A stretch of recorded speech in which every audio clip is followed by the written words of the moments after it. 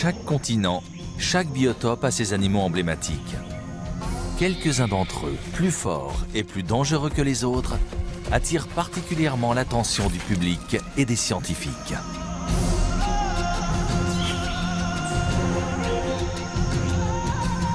Nous avons traversé l'Asie, suivant à la trace ces créatures exceptionnelles.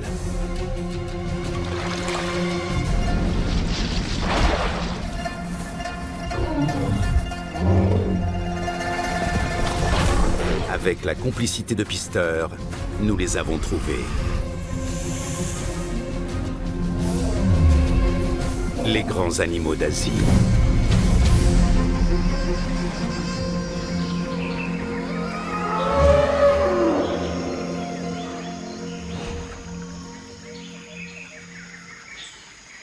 Notre périple nous conduit en Malaisie, sur la 3e île du monde par sa taille. Bornéo, un nom envoûtant qui évoque une terre sauvage, indomptée, impénétrable et dangereuse.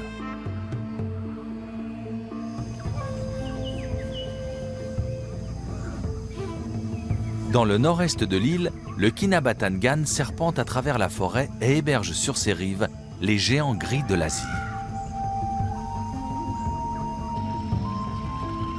Nous naviguons sur un bras du fleuve et partout, des éléphants surgissent.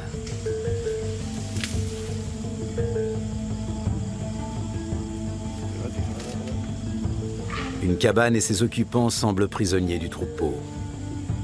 Un groupe de pachydermes qui se baignent nous barre le passage. Nous n'irons pas plus loin.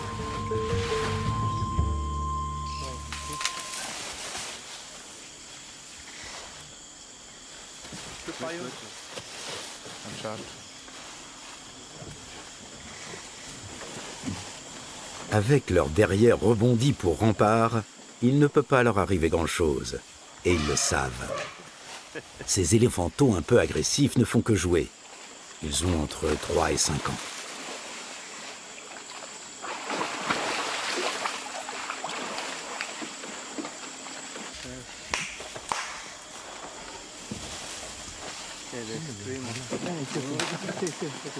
La cabane est à 50 mètres à peine, mais pour le moment, pas moyen d'y accéder.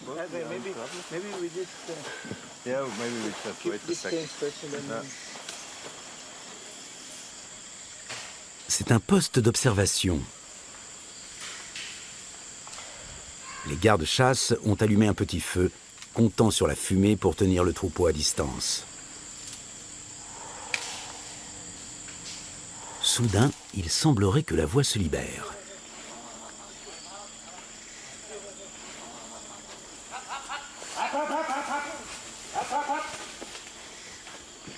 Ce jeune mâle pèse près de 2 tonnes. La pagaie l'arrête. Si un homme se faisait renverser, il serait écrasé comme sous une voiture.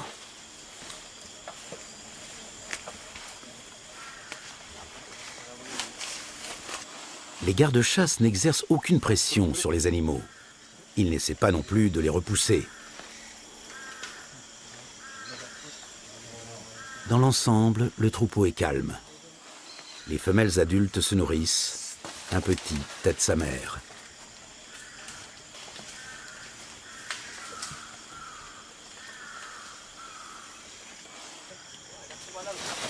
Seuls les éléphantaux cherchent la bagarre pour passer le temps. Leur arrière-train ne craint rien, alors ils avancent à reculons. Jusqu'à ce qu'il se passe quelque chose.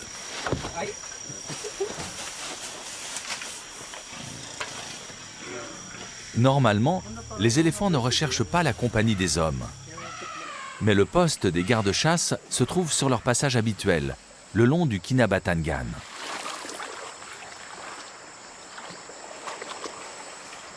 L'après-midi touche à sa fin. C'est l'heure où les pachydermes vont au bord de l'eau. Les éléphants asiatiques adorent se baigner, souvent pendant des heures.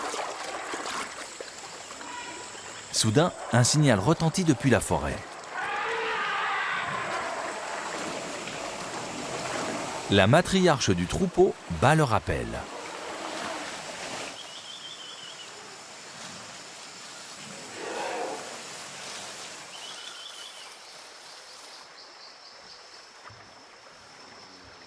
En quelques secondes, une trentaine d'éléphants disparaît de notre champ de vision. Nous les entendons encore un peu, mais ils sont bel et bien partis. Le Kinabatangan. La diversité des espèces qui peuplent ces rives et ses multiples bras est unique au monde. Invisible au premier regard, elle participe aussi de son mystère.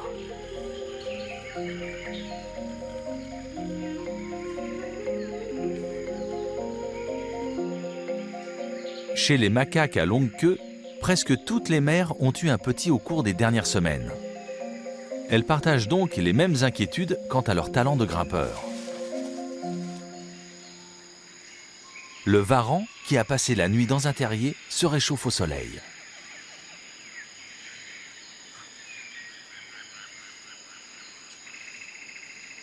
Les morsures de varan sont redoutables.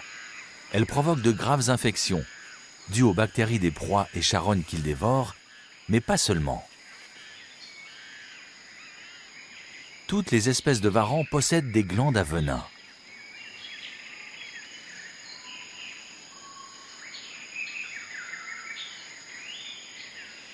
Les martins-pêcheurs, dont il existe 3 espèces dans le nord-est de Bornéo, mettent des touches de couleurs vives dans ce décor.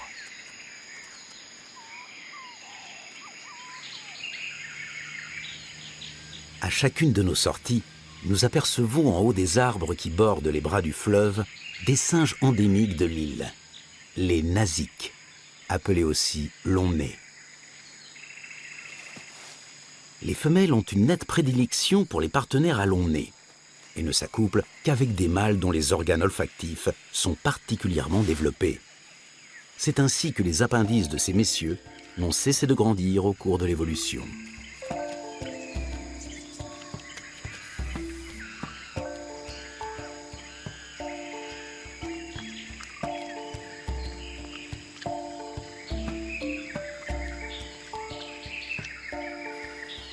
Autre fait remarquable, les mâles et femelles de cette espèce ont une qualité commune. Ils sont d'excellents voltigeurs.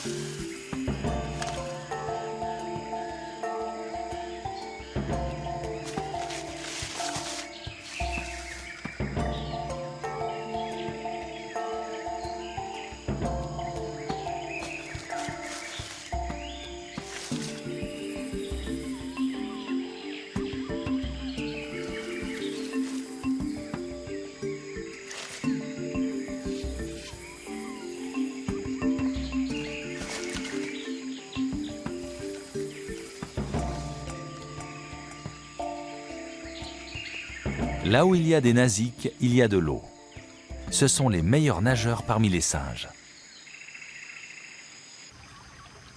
Pendant ce temps, les aigrettes descendent le fleuve sur leurs radeaux.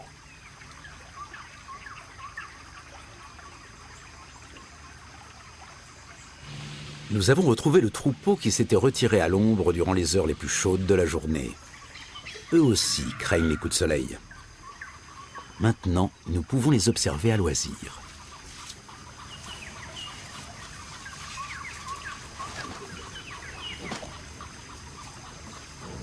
Quand ils atteignent leur maturité sexuelle, les mâles quittent le troupeau, laissant leurs mères, sœurs, tantes et grand-mères entre elles. Les troupeaux d'éléphants sont des troupeaux de femelles, et ce sont des matriarches qui dirigent les clans familiaux. Et ces deux-là portent encore de vieux colliers émetteurs.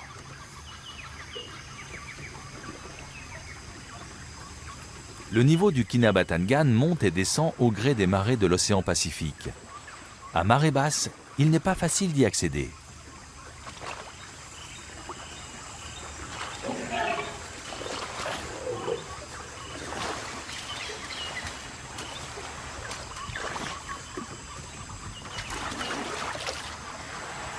Mais l'effort en vaut la peine quand il est récompensé par un long bain en apesanteur.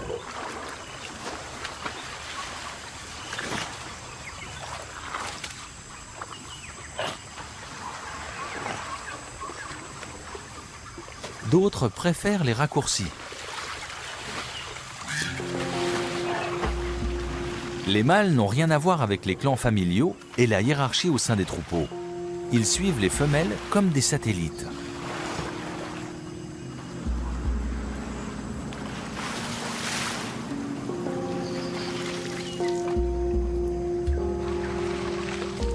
Et bien que solitaires, ils apprécient ces bains collectifs.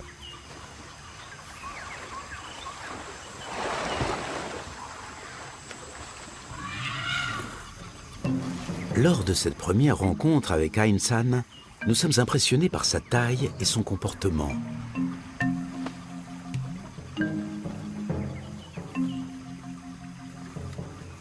Il passe d'une femelle à l'autre, vérifie pour chacune si elle est fécondable ou pas, sûr d'être toujours le bienvenu.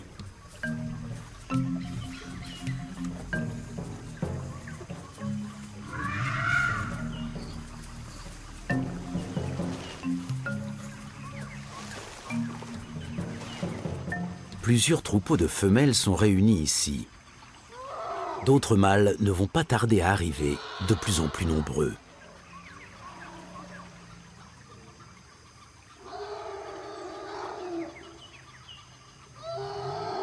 Les barrissements furieux dans la forêt témoignent des premiers duels entre rivaux.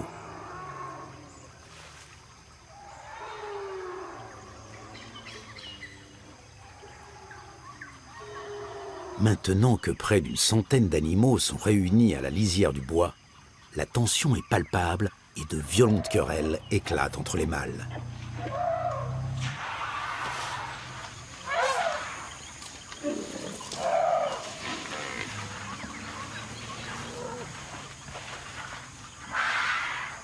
L'un d'eux semble complètement au-dessus de toute cette agitation. Personne n'oserait empiéter sur les privilèges d'Ain-san.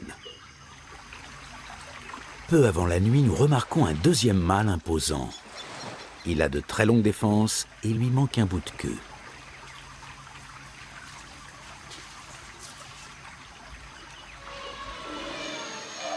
Les éléphantes commentent toujours bruyamment quand il se passe quelque chose. Et c'est le cas.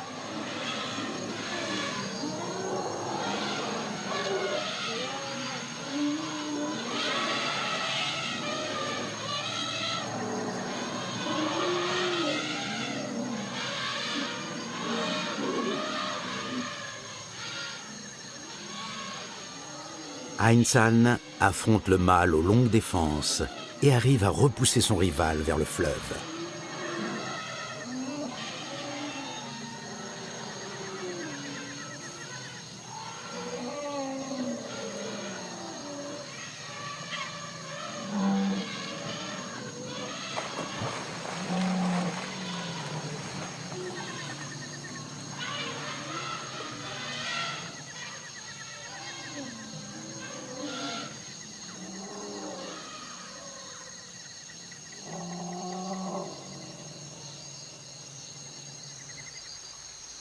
Nous espérions pouvoir filmer le troupeau traversant le fleuve, mais il commence à faire trop sombre. Les éléphants sont intimidés par nos projecteurs. Nous arrêtons.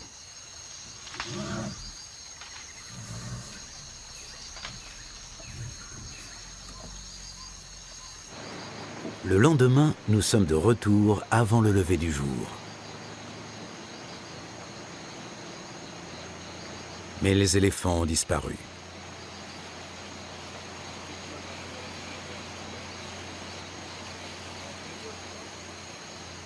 Nous trouvons des empreintes sur l'autre rive.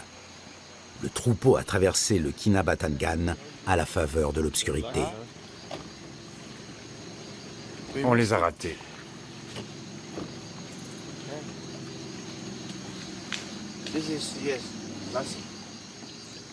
Comme les mâles étaient très agressifs hier soir, la prudence s'impose.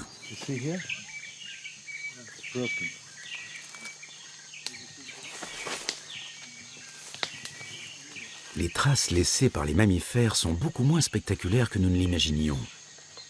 Elles rejoignent le fleuve en décrivant un grand arc de cercle.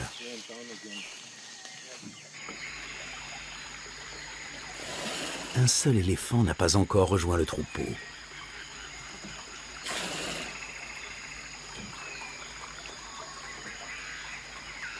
Il s'agit du mâle aux longues défenses. Sa queue estropiée nous le confirme.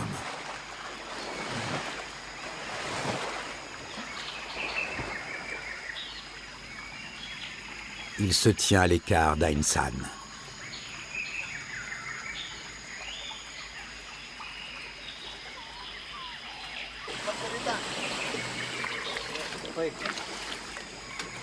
Nous avons rendez-vous avec des gardes-chasse. Avec leur aide, nous aurons plus de chances de rattraper les éléphants. Ils se trouveraient à l'écart du fleuve, le long d'un bras mort, et seraient une quarantaine.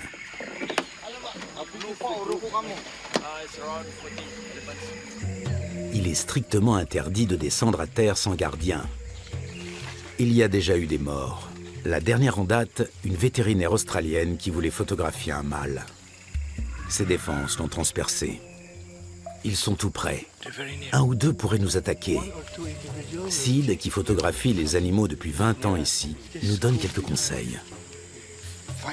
Continuez d'avancer lentement, ne courez pas. Les gardes-chasse qui nous guident ont l'expérience des éléphants. Vous avez vu des éléphants? Oui, à 50 mètres d'ici. 50 mètres encore.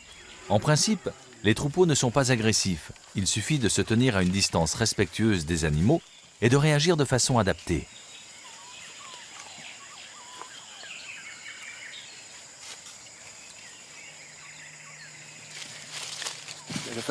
Les voilà.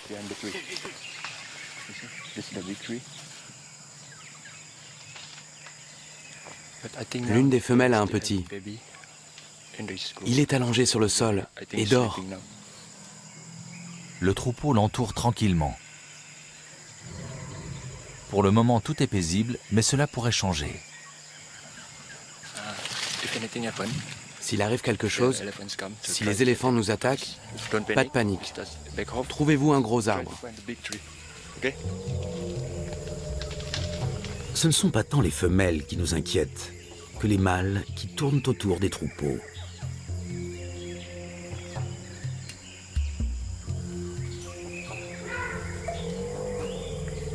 Il y a plus à entendre qu'à voir dans la forêt. Selon les gardes-chasse, le groupe comprend une quarantaine d'éléphants. Mais nous n'en voyons que 8 ou 10.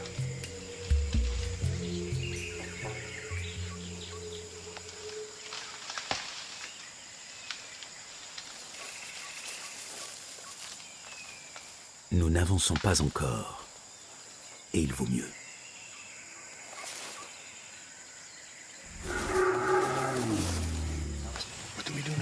Et maintenant, d'après Fendi, il y a plusieurs grands mâles. Et s'ils se sentent menacés, ce sera dangereux. Nous levons le camp.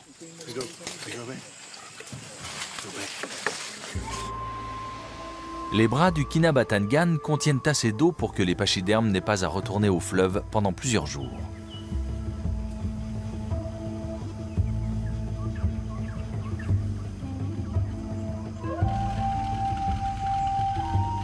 Ces bras secondaires fourmillent de vie.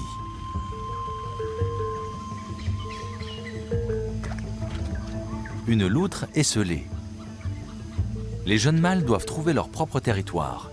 Ils parcourent la forêt, se servent des ruisseaux et des fleuves comme d'autoroute jusqu'à ce qu'ils ne sentent plus la moindre odeur d'un autre mâle et s'installent.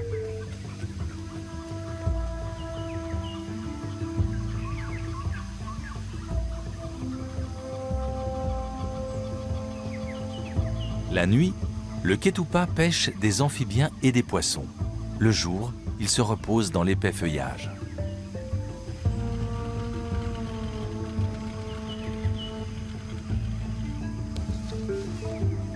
Perdre un œil anéantit la faculté de voir en 3 dimensions. Pour un singe, c'est un grave handicap, car il est vital pour eux d'évaluer précisément les distances lorsqu'ils évoluent dans les arbres.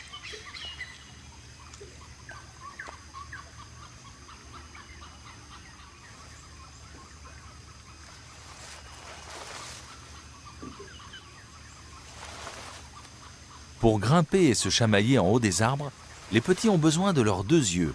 Ainsi, ils se sentent instinctivement en sécurité.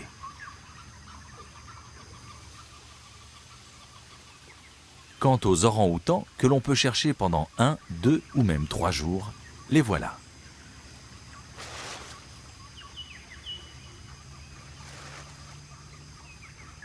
Leur pelage est plus foncé, plus brun que celui de leurs cousins de Sumatra, et les femelles sont plus fortes.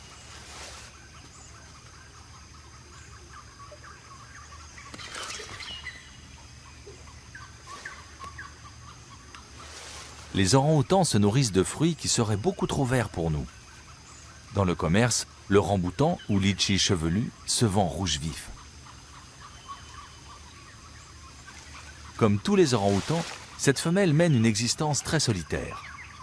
Ses rencontres avec les mâles se limitent à des accouplements souvent brutaux.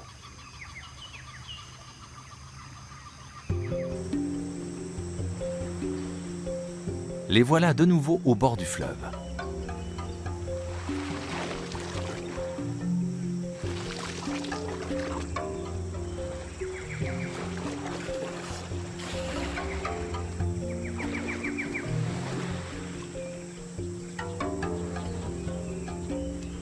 La vie des éléphants est rythmée par la recherche de nourriture. Il leur faut jusqu'à 18 heures par jour pour absorber tout ce dont ils ont besoin.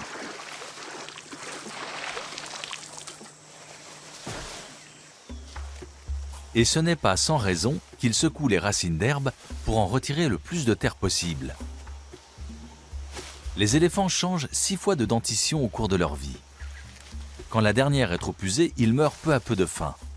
Alors tout ce qui risque d'abîmer les dents, terre, sable, petites pierres, doit être écarté.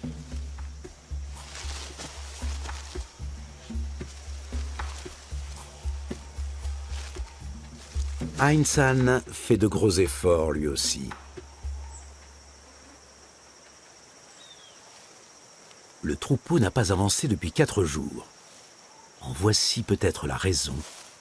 Cette éléphante a mis bas. Le nouveau-né doit peser une centaine de kilos et il faut d'abord le mettre sur ses pattes.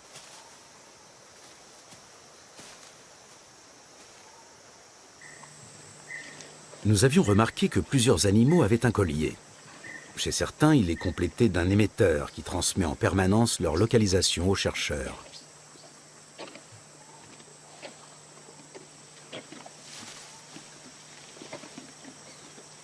Les autres ont perdu leur émetteur depuis longtemps, mais portent toujours d'énormes colliers.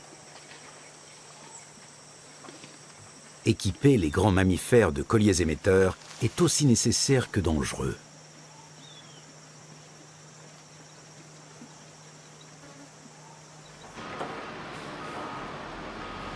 À 8 heures de route en direction du sud-ouest, près de la frontière indonésienne. On est en train de raser ici une zone forestière de 500 km² environ. L'île de Bornéo affiche le taux de déforestation le plus dramatique au monde. Le gouvernement a vendu ses terres et l'on ne cesse d'y abattre les géants de la forêt. Une vraie coupe à blanc. D'ici 2 ans, il n'y aura plus que des palmiers à huile ici.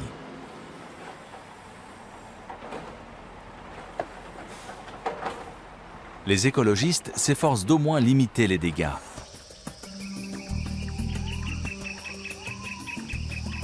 Burt Dauzip est le meilleur pisteur du WWF en Malaisie. Il est ici pour retrouver un troupeau d'éléphants.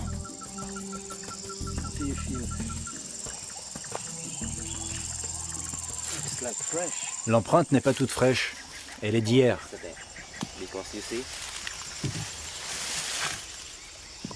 Et la terre est déjà légèrement sèche au bord. Burt lit les signes, comme il les appelle. Et parfois, c'est très facile d'après lui.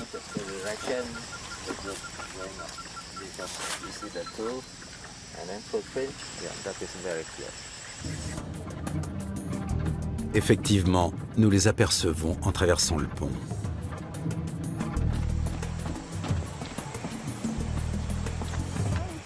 Diana Ramirez est vétérinaire et elle veut équiper une femelle d'un émetteur. Depuis qu'il y a des éléphants à Bornéo, ils ont toujours traversé ces forêts. Si elles disparaissent, ils chercheront leurs anciens trajets dans les palmeraies.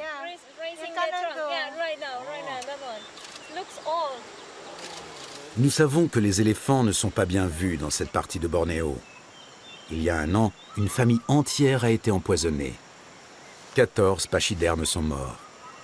Seul un bébé a survécu parce qu'il était trop jeune pour manger les plantes contaminées. Placé sous protection, il a refusé de s'alimenter et il est décédé 2 semaines plus tard.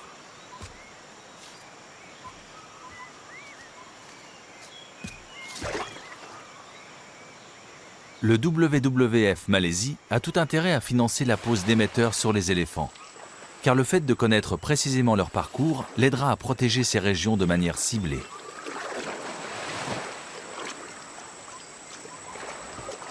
Diana Ramirez est en quête d'une femelle avec un petit pour être sûre qu'elle soit parfaitement intégrée dans le troupeau. Ainsi, les signaux transmis reflèteront les déplacements du groupe tout entier.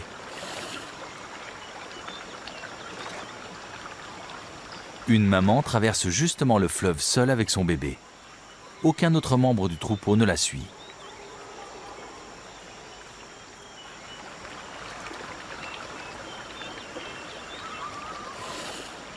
Pour nous, c'est le top départ. Tout doit se faire très vite. Il faut que je me dépêche, car je ne veux pas qu'il y ait trop d'éléphants de ce côté du fleuve. Si nous arrivons à l'atteindre avec notre flèche, elle va courir, et le reste du groupe risque d'essayer de la protéger. Donc, moins il y aura d'éléphants de ce côté-ci, mieux ça vaudra. Burt part en éclaireur.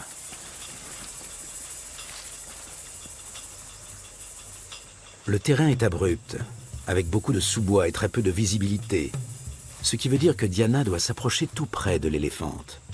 Mais pour cela, Burt doit déjà la trouver.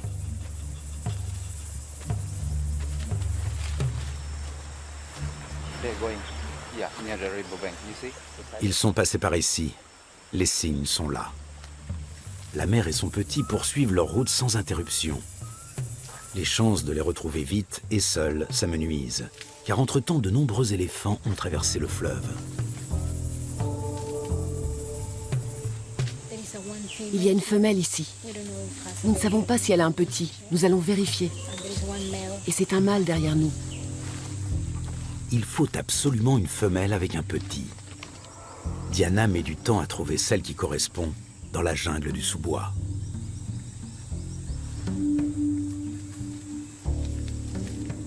Les éléphants sentent notre présence. Tout le troupeau est à nouveau réuni.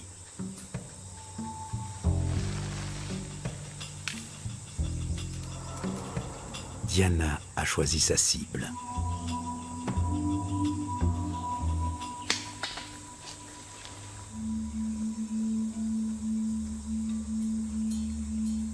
Il n'y a plus qu'à attendre que l'anesthésie fasse effet, mais la tension continue de monter. C'est la partie la plus dangereuse qui commence. Nous devons les éloigner, sinon nous ne pourrons pas approcher la femelle sous anesthésie. Ils resteront autour d'elle pour la protéger.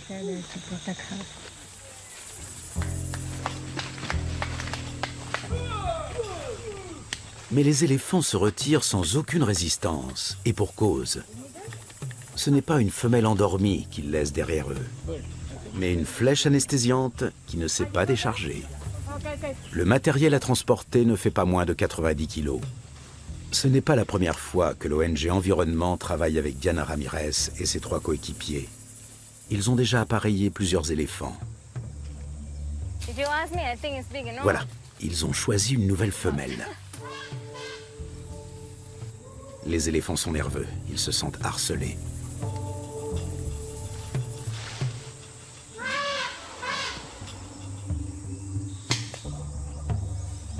La flèche a atteint sa cible.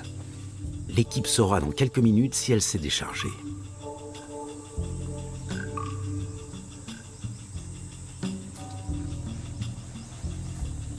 Ça y est.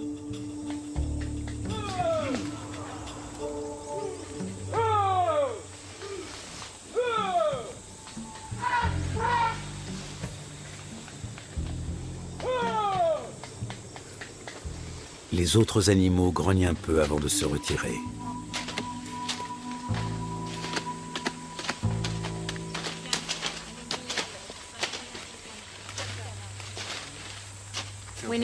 Nous devons l'anesthésier debout pour pouvoir poser le collier correctement.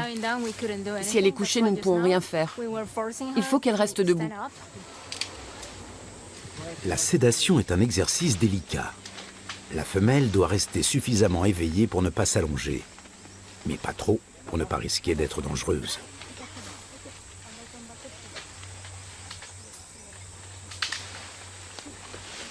Une corde stoppe la femelle quelques mètres plus loin. Elle est toujours éveillée, mais calme. L'équipe va intervenir sur la partie la plus dangereuse de l'animal. Elle immobilise sa tête à l'aide de bâtons.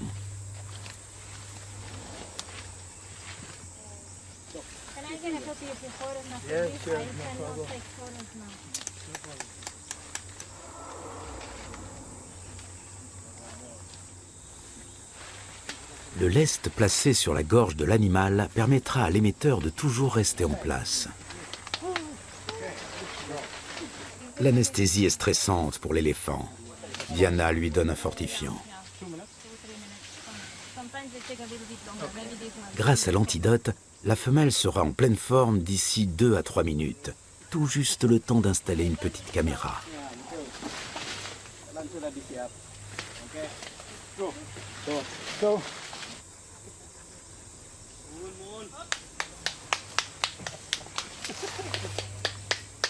Et voilà.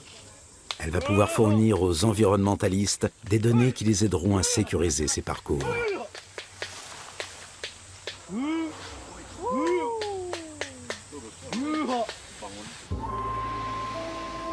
Retour au bord du Kinabatangan. Si les éléphants ne se déplaçaient pas, leur appétit redoutable ravagerait peu à peu leur environnement. Le long du Kinabatangan, ils ont des centaines de kilomètres de terre à leur disposition.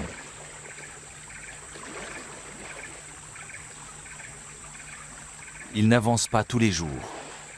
L'arrivée d'un éléphanteau freine parfois le troupeau, car un nouveau-né ne peut pas suivre le rythme.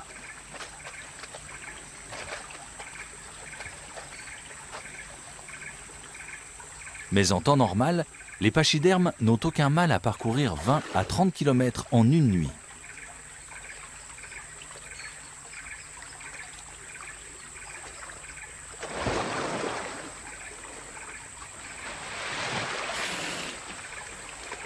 Les traversées de fleuves sont presque quotidiennes.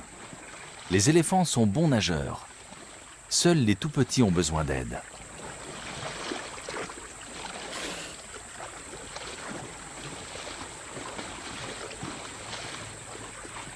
En nageant, la maman se tourne sans cesse sur le côté pour maintenir son nouveau-né hors de l'eau avec ses pattes.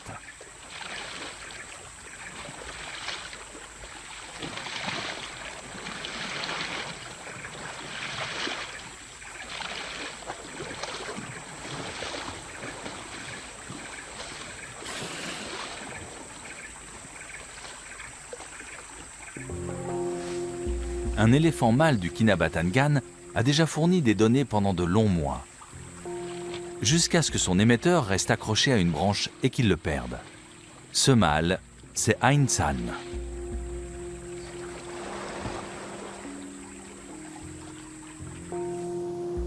Ain San a passé pratiquement tout le mois de juillet dans une palmeraie.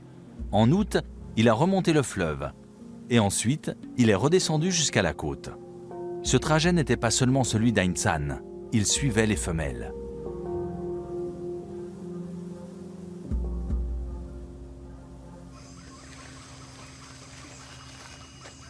Partout en Asie, cette nécessité pour les éléphants de migrer afin de ne pas détruire leur espace de vie bute sur ses limites. La déforestation se poursuit, on cultive les terres et la démographie explose.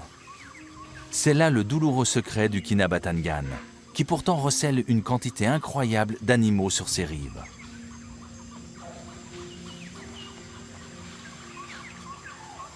Cette forêt primitive, dont l'éléphant et l'orang-outan sont originaires, n'est plus parfois qu'un décor de l'épaisseur d'une feuille de papier de cigarette.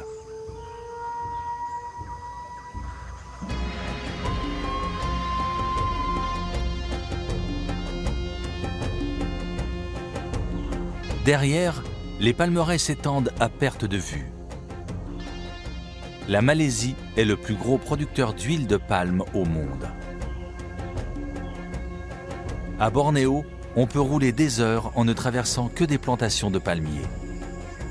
La destruction de la forêt tropicale y est la plus rapide au monde.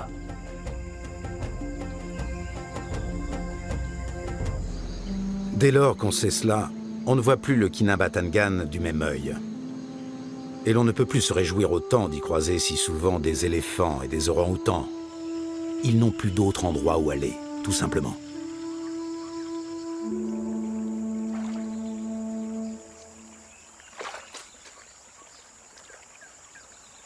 L'oiseau serpent a attrapé un petit poisson-chat.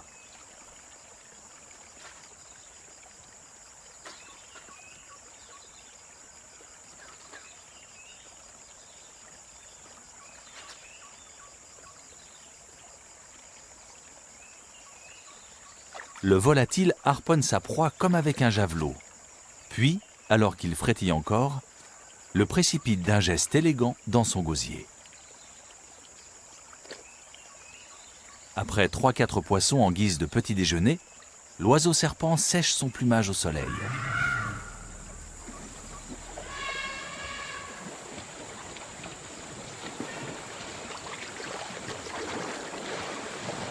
En descendant en aval du fleuve, les éléphants traversent le Menangol.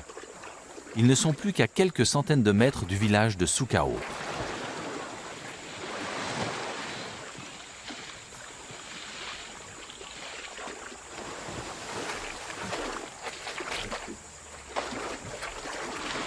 Les rives du petit bras secondaire sont abruptes et glissantes à cet endroit. Les éléphants n'ont aucun problème pour descendre, mais remonter sera une autre paire de manches.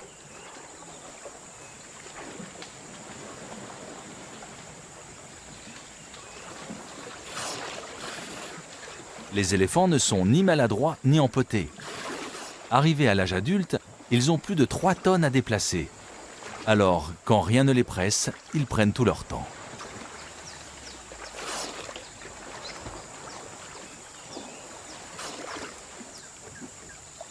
Cette pente argileuse glisse comme un savon noir, et l'éléphante ne peut compter que sur ses ongles pour se retenir.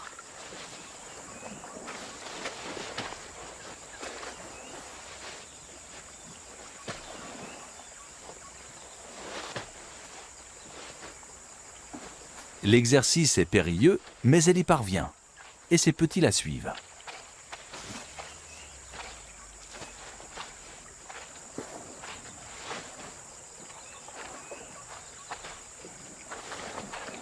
Mais à qui la priorité ?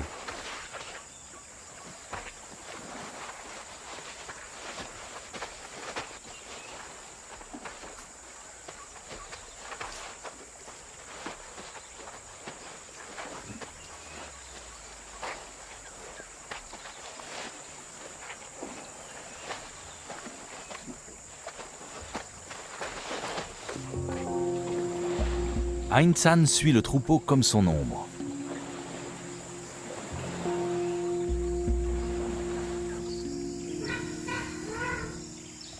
Les éléphants arrivent directement dans le village.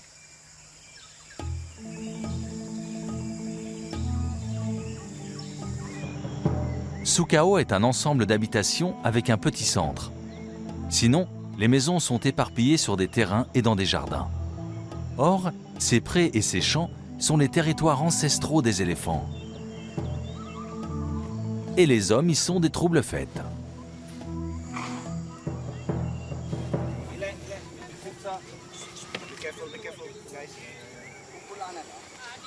À l'arrivée des pachydermes, cette famille s'est retirée vers le fleuve. Les riverains ne sont pas paniqués. En cas de danger, ils peuvent toujours s'enfuir en bateau.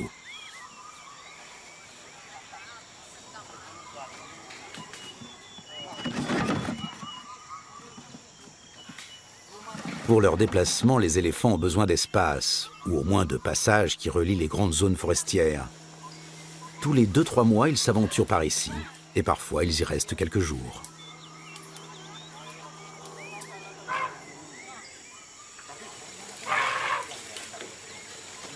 Lorsque leurs sentiers de migration sont détruits, les confrontations avec l'homme sont inévitables. Quelques centaines de mètres plus loin, 2 enfants nous appellent à l'aide. Leur cabane est encerclée par des éléphants en colère qui veulent chasser ses occupants.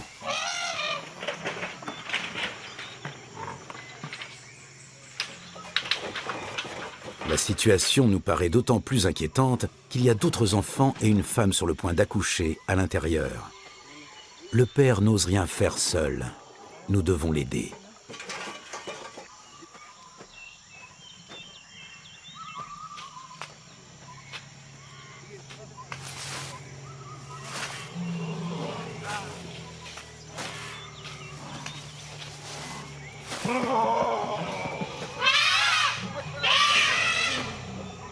Ils ont enduré la peur de mourir pendant de nombreuses heures.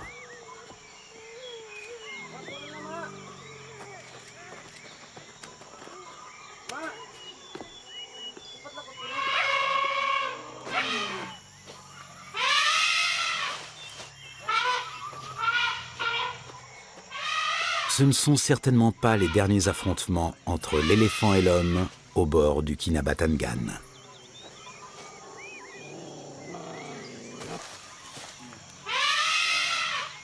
L'espace commence sérieusement à manquer, non seulement ici à Bornéo, mais partout en Asie. Et les animaux contraints à de grandes migrations sont les premiers à en souffrir. Les éléphants d'Asie vont devoir apprendre à partager, et les riverains du Kinabatangan aussi.